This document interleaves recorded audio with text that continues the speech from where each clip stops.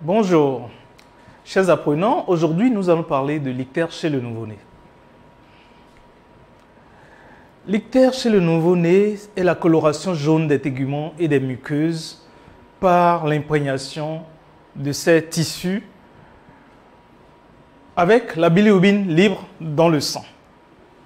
On distingue ce qu'on appelle l'ictère précoce, c'est-à-dire l'ictère qui survient avant les 48 premières heures. Ensuite, l'ictère tardif, celui qui survient après les 15 jours de vie. Et ensuite, l'ictère physiologique qui survient entre la 48e heure et le 15e jour de vie. Mais à côté de ça, l'ictère qui est dit précoce ou bien celui dit tardif sont automatiquement des ictères qu'on va appeler ictères pathologiques. C'est ça ce qu'on a marqué ici. À part ces deux cas d'ictères pathologiques, on va également parler d'ictères pathologiques lorsque cet ictère survient entre la 48e heure et le 15e jour de vie. Et lorsque cet ictère apparu en ce moment-là est associé avec des signes, ou bien il est très intense, ou encore il est persistant, c'est-à-dire dur dans le temps. Par contre, l'ictère sera dit physiologique lorsque cet ictère est apparu entre la 48e heure et le 15e jour, mais qu'il est nu, c'est ça ici, peu intense, ou bien disparaît vite. Ces éléments donc des définitions étant présentés, abordons maintenant l'intérêt de cette pathologie. En réalité, l'étude de cette pathologie est liée au fait que c'est une affection assez fréquente en néonatologie, en consultation néonatale, notamment dans nos pays, partout, mais beaucoup plus élevée dans nos pays, parce que nous avons une fréquence d'environ 30 à 50% de nouveau-nés qui font l'ictère du nouveau-né. Et cela constitue à peu près 10% des admissions dans certains hôpitaux chez nous. Sa gravité est liée au fait que l'ictère du nouveau-né va entraîner à un risque, un fort potentiel de survenue de ce qu'on appelle ictère nucléaire. Et la hantise du médecin, c'est que devant un ictère, il ne faut jamais permettre à ce que cet ictère-là devienne un ictère nucléaire. La prise en charge dans certains milieux chez nous est encore difficile à cause donc du plateau technique qui est limité, mais également là où le plateau technique est bien au point, il ne faut jamais banaliser l'ictère. Pourquoi? Parce que malgré que ce soit un signe simple, un signe banal, le médecin ou bien le soignant ne doit jamais banaliser l'ictère. D'où la nécessité donc à un service compétent pour pouvoir bien prendre en charge cet enfant qui présente un ictère néonatal. De même, la recherche étiologique est l'élément clé parce que l'ictère étant un signe, il faut aller rechercher les causes de cet ictère-là en vue de sa prise en charge étiologique, c'est-à-dire en vue du traitement des causes. Le rôle du médecin, on l'a dit, c'est de reconnaître qu'il y a ictère, ensuite de prendre en charge cet ictère et de rechercher les causes, traiter cet ictère et de surveiller l'évolution. Les objectifs de ce travail, c'est surtout la définition. On vient de voir cette définition, mais également décrire le métabolisme de la bilirubine avec le mécanisme de survenue de l'ictère néonatal. Ce métabolisme-là se regroupe en 4 points.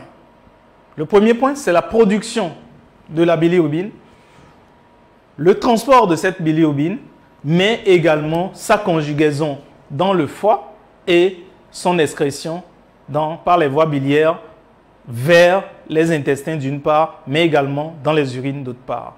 La production va se faire dans le sang à travers la destruction des globules rouges et la libération donc de la bilirubine, puisque la bilirubine est un produit de destruction des globules rouges. Ensuite, cette bilirubine sera transportée dans le sang circulant par l'albumine et lorsque ça arrive au niveau de l'hépatocyte, c'est-à-dire de la cellule hépatique, il y aura donc des molécules ou bien des protéines de transport qui vont l'internaliser, c'est-à-dire qui vont le faire rentrer à l'intérieur de l'hépatocyte. Ces protéines-là sont appelées les protéines Y et les protéines Z. À l'intérieur de l'hépatocyte, c'est-à-dire dans la cellule hépatique, il y aura un enzyme qu'on va appeler enzyme de conjugaison, que nous allons voir en détail tout à l'heure, qui va permettre la transformation de la bilirubine qui a été obtenue directement de la destruction des globules rouges en forme conjuguée. Cette forme conjuguée-là est la forme donc, qui sera la forme excrétée à travers la bile. Et donc, la bile sera la forme d'excrétion de la bilirubine. Deux types de bilirubine donc sont disponibles. On peut les distinguer. Il y a la bilirubine qu'on va appeler non conjuguée ou encore indirecte ou encore libre. C'est cette bilirubine-là qui est obtenue à partir de la dégradation des globules rouges.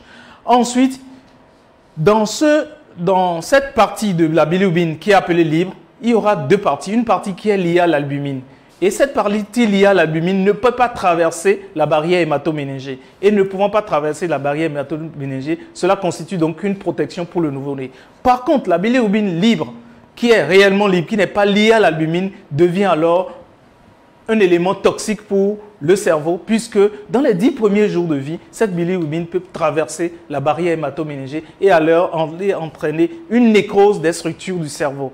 Et cette nécrose-là va se perpétuer dans le temps et va entraîner ce qu'on appelle l'ictère nucléaire. Et c'est surtout ce qu'il ne faut pas permettre dans la survenue donc, de l'ictère. C'est pour ça que nous disons au départ que l'ictère est un signe banal qu'il ne faut jamais banaliser. La deuxième forme de bilirubine, c'est la bilirubine qui est appelée conjuguée.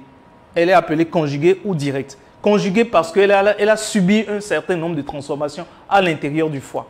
Et cette bilirubine non conjuguée-là va se conjuguer, c'est-à-dire sera transformée par l'enzyme qu'on appelle le glucuronide transférase. Et ça va transformer les caractéristiques donc, de cette bilirubine-là, de telle sorte que la bilirubine libre qui n'était pas soluble dans l'eau va devenir soluble dans l'eau et donc pourra être excrétée facilement par les urines. Et ainsi, on saura qu'avec cette bilirubine-là, il pourra avoir la coloration des selles et la coloration des urines. Les 4 étapes que nous avions précédemment citées sont donc la production, la circulation et le transport donc, de la bilirubine produite ou bien obtenue par dégradation et ensuite la conjugaison et l'excrétion. Voyons en détail ces différentes étapes, mais avant ça, à partir du moment où, avec les différents mécanismes de survenue de l'ictère, c'est-à-dire lors du blocage de ces différentes étapes que nous venons de citer, il se pourrait alors que l'ictère, l'augmentation de la bilirubine libre dans le sang, va entraîner un ictère, c'est-à-dire le dépôt de cette bilirubine-là au niveau des téguments et de la peau et des muqueuses. Ainsi, deux types d'ictères sont distingués, l'ictère qui sera appelé l'ictère à bilirubine non conjuguée et l'ictère à bilirubine conjuguée. Les mécanismes sont les suivants. Voilà le globule rouge. Ce globule rouge-là sera détruit et va, à travers une hyperhémolyse. Et cette hyperhémolyse va libérer la bilirubine non conjuguée. Cette bilirubine non conjuguée sera conjuguée, c'est-à-dire sera transformée au niveau du foie et sera excrétée. En détail, ça signifie quoi? Ça signifie qu'on aura les globules rouges ici. Ces globules rouges-là vont se dégrader pour donner la biliverdine. La biliverdine sera obtenue avec l'enzyme qu'on appelle l'hème-oxygénase. Cette bilirubine-là, cette biliverdine plutôt, va donner la bilirubine que nous appelons bilirubine libre. Cette bilirubine libre peut être également obtenue par la destruction de la myoglobine ou bien du cytochrome qui sont des substances qu'on retrouve soit dans le muscle ou bien au niveau des mitochondries. Donc, 10 à 20% de la quantité de bilirubine obtenue sera obtenue à travers la destruction de la myoglobine, mais 80% seront obtenus à travers la destruction des globules rouges. Cette bilirubine obtenue, c'est celle qu'on va appeler la bilirubine non liée ou bien non conjuguée ou encore libre. Et cette bilirubine non conjuguée sera donc captée à l'intérieur des hépatocytes, c'est-à-dire des cellules du foie. Et à l'intérieur donc de ces cellules du foie, il y aura donc une transformation de cette bilirubine en bilirubine conjuguée, qui est marquée là. Cette bilirubine conjuguée sera excrétée et sera transformé au niveau donc des intestins en stercobilinogène, lui-même transformé en stercobiline qui va colorer les selles. Et de l'autre côté, une partie ira colorer les urines dans leur couleur habituelle que nous connaissons à travers l'urobilinogène transformé en urobiline.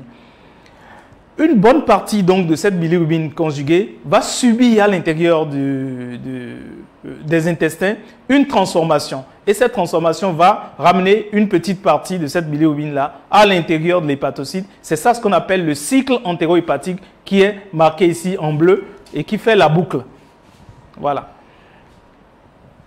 Donc, les différents mécanismes, voilà. S'il y a un blocage de la production, il y aura donc une accumulation de bilirubine non conjuguée. De même, lorsqu'il y a blocage du transport ou bien blocage de la conjugaison, il y aura donc une accumulation de ces bilirubines libres. La production ici, c'est lorsqu'il y a une hyperproduction. Nous disons bien que c'est lorsqu'il y a une hyperproduction, donc, ou bien une destruction massive de globules rouges, qui aura donc une augmentation de la bilirubinémie libre.